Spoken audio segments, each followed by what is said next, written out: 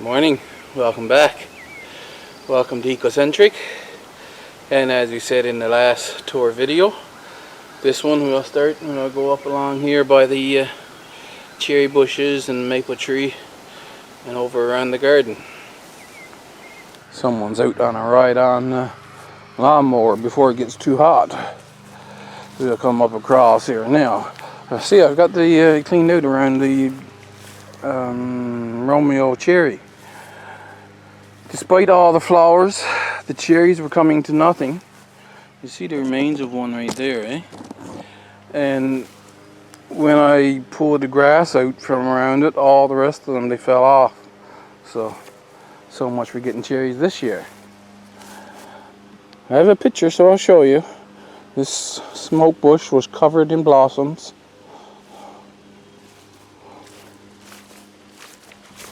And there you can see Juliet cherry well now.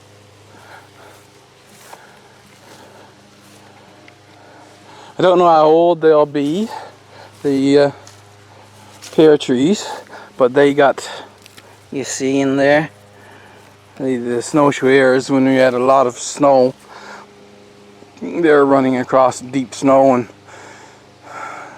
kind of destroyed the top of the tree. It grew from below, so that's why it's growing as a shrub now instead of a tree.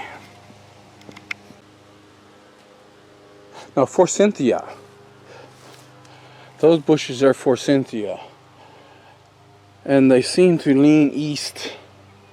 That one I can kind of see because the latter part of the summer it really gets more easterly sun. I don't know why that one up there is leaning east.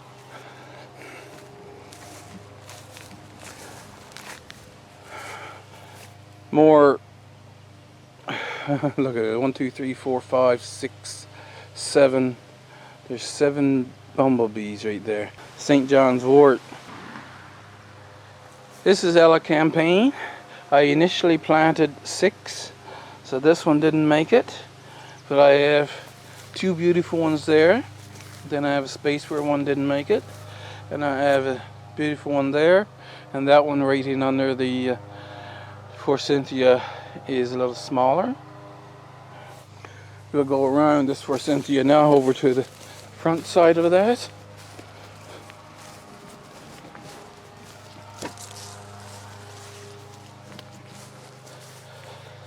You see, when I redid the strawberry bed last year, I took some of the nice plants and I brought them down here. I initially had pineberry plants there, but they wouldn't doing anything. And I put the strawberry plants there, and as you can see, they're growing beautifully and producing strawberries. I picked my first strawberry this year, July the 12th. There's a little small lovage. We'll come back. I've got some strawberry plants planted here too. On this side, there's more St. John's wort. So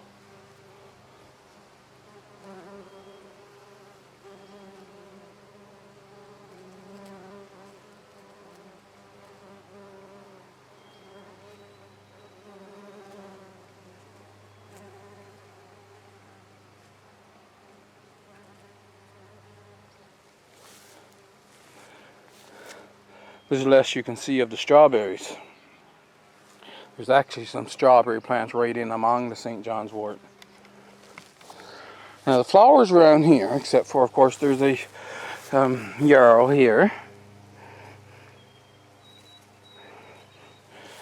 But those pink, red and purple ones, that's Sweet William. Several of them around the edge of this bed. Damage to these cole crops is slugs. I looked over for cabbage worm and I don't get the cabbage moth bothering with the cole crops very much. They do, but not much. Now, I have one volunteer lettuce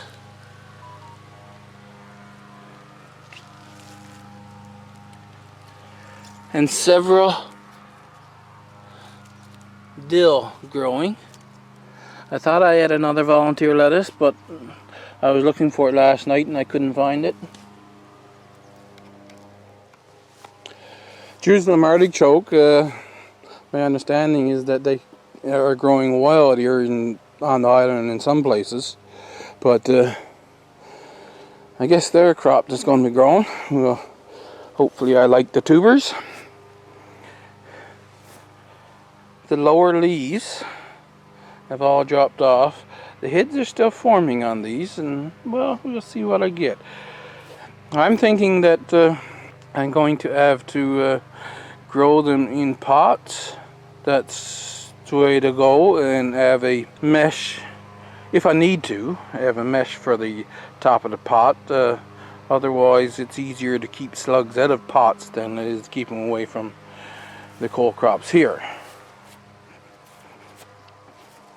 And I cleaned out around this one too. It greatly needs an application of compost. See, this is the garlic choice. It hasn't grown much, but I haven't been taking care of this area very well. And that's supposed to be perennial onions. Below this cherry plum is going to require a bit more serious working to get it nice. But this is the Greek oregano again. I got tons of oregano. I got 2 packets. That one's a small one, and then the lower one grew much better. That's the white currant. Bunch of wild raspberries. I think there's a bird's nest in there.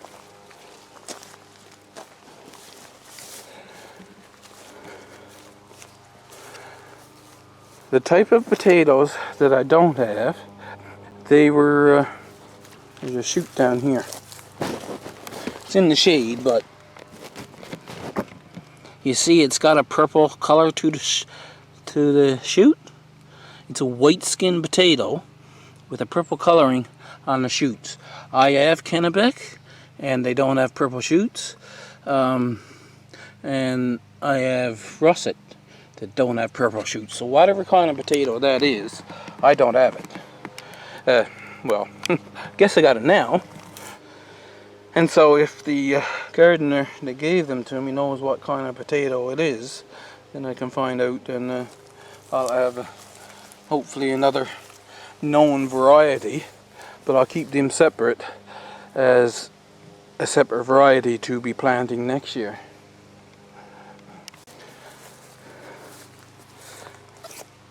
See, they're coming back, but they don't seem to do very well. That's the kiwi.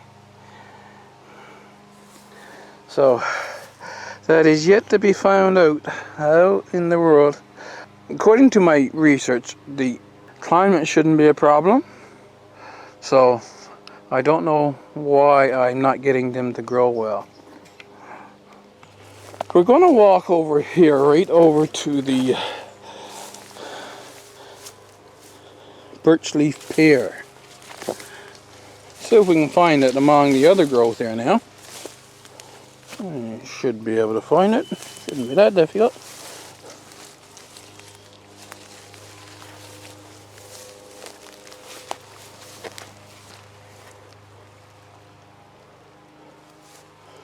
There it is up there.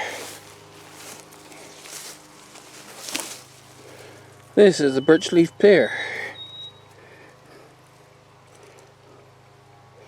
It's coming along, and it has grown. These 2 shoots here, that's new growth.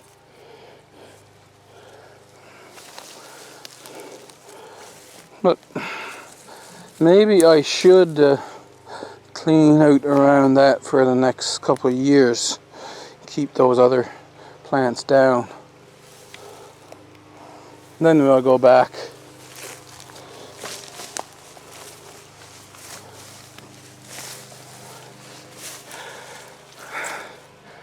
That spice bush, I have to get some more seeds and find out, because it's growing. I mean, it's got nothing to do with the climate. It's just that it's not in the right place. can see how much mulberry growing, eh? So it's growing 6 inches already, and it's July the 25th. So it's got another 2 full months of growing, if not more. Once they start to get ripe, it doesn't take long. Wondering if I should harvest them today or wait. I'll wait a couple of days. Last year it was the 23rd I harvested, I think. It was a little bit before now. So yeah, I think it's about a week. They're a week later this year. Then we go across, up right here. That's a damson that initially had died, but it come back from the root, so I'm hoping to get it up and producing at some point. This one did flower, but nothing's going to come of the berries. Not this year. So I'll have to wait till next year now. Of course, try and keep the area clean, Jotham. That plant there is a ground cover cranberry. That's green lemon thyme. Bees love that one too, but they're kind of off somewhere else right now. And another Romeo cherry. Back in here, this is all the coming up from the old rootstock again, I think. I gotta clear out around this and see if it is all from the old rootstock. If not, I gotta cut it off. This is the one that is growing up from this stick here. That's the plum tree, same as the one 2 trees over, but this is some kind of a cherry tree rootstock that it's on.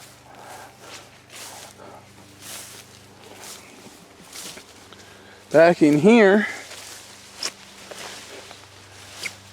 the sugar maple decided that it's going to grow this year. I'm going to cut down that cherry and give it some breathing space. But yeah, it was sitting there for the longest time. It just didn't want to grow and didn't want to grow, and now it's deciding this year that it wants to grow. You see what I mean by spreading by seed? Oregano showing up everywhere. Like, how did that oregano get out here, right? But it's spread by seed, so now it's made a weed of itself. Not a problem. I mean, as you know, I don't mind weeding. It's just vegetation control is what I call it.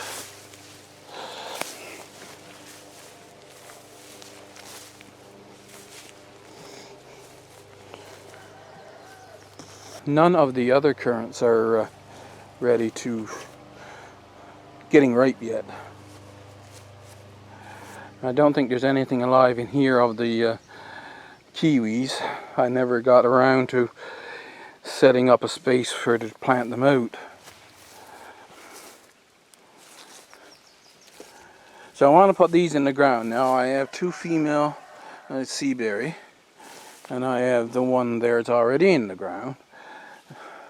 I think I'll probably want 3 of them down here, just for that's how many berries that I'll want, right? And after that, they can go. So take another one of these 5 males here. I'm thinking, and put here. I have 2 males and 3 females.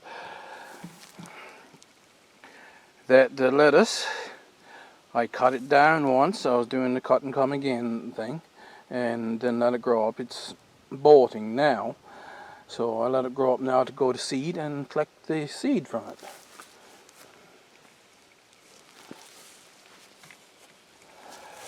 We come over. This is something that has to be dealt with at some point. It's not a drastic thing, but that fern type stuff, that's asparagus. And I don't quite know exactly what I'm going to do with this patch yet, because I have some beautiful wildflowers growing there. See, that's just it, and the pansies. So exactly what I want to do with that patch, I don't know. The 2 female sea berries I was thinking about putting down there, but I don't know. I have to check again the exact spacing, minimum spacing of sea berries before I decide where I'm going to put them. Beautifully growing, and I didn't pollinate that one, I don't think, but it looks like it's been pollinated by the by a bee or something. There was male flowers and female flowers open here yesterday.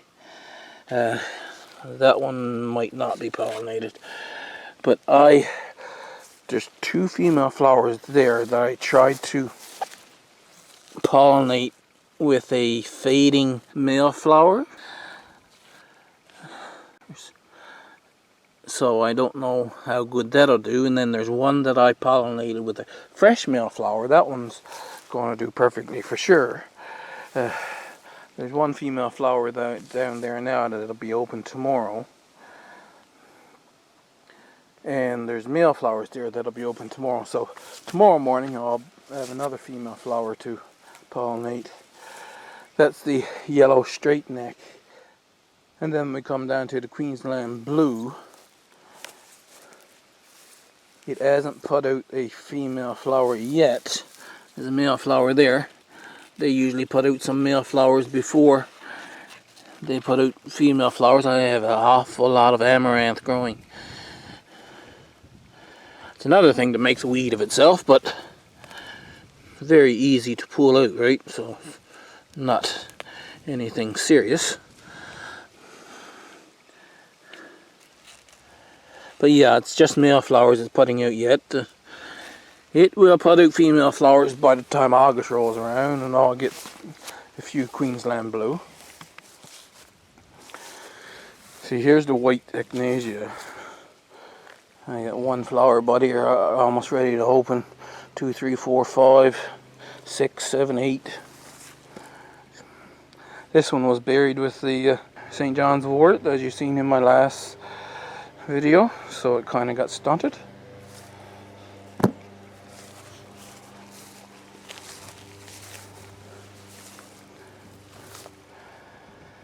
There's the green lemon thyme. Sometimes you come here and that's other flies too. There's just a buzz of activity around that. Tarragon, this plant. Sage, broadleaf sage. That's a white lavender. And another bunch of chives. Of course, the beautiful lovage that wants to grow to, well, that must be 7 feet now. Shaded out this time in behind here. I'm just going to have to take that time out and move it somewhere, but I just haven't figured out where. A purple lavender. I think both of those are purple. I can't remember now. Catmint, which is about ready to go to flower, which I kind of don't want it to go to flower this year, so I'm going to have to come out and cut all the tops off. Parsley, kind of like if you let it grow up, don't harvest it right on back, let the roots get enough energy, then it'll come back the next year and it'll flower. But it's a very short-lived perennial, I think. Might be a biennial, but I think it'll grow more than 2 years.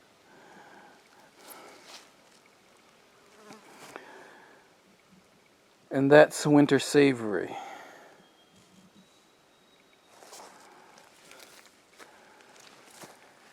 Six bunches of chives that I have to get the weeds out from on. And this is an elecampane. Maybe I should dig it up and bring it down where the spaces are down below. It did come, but it struggled to grow until everything got nice and warm. This is a good spot to I think this is a good spot to stop this section. This is the end of the herbs, and in the next part we'll do the vegetable planting areas.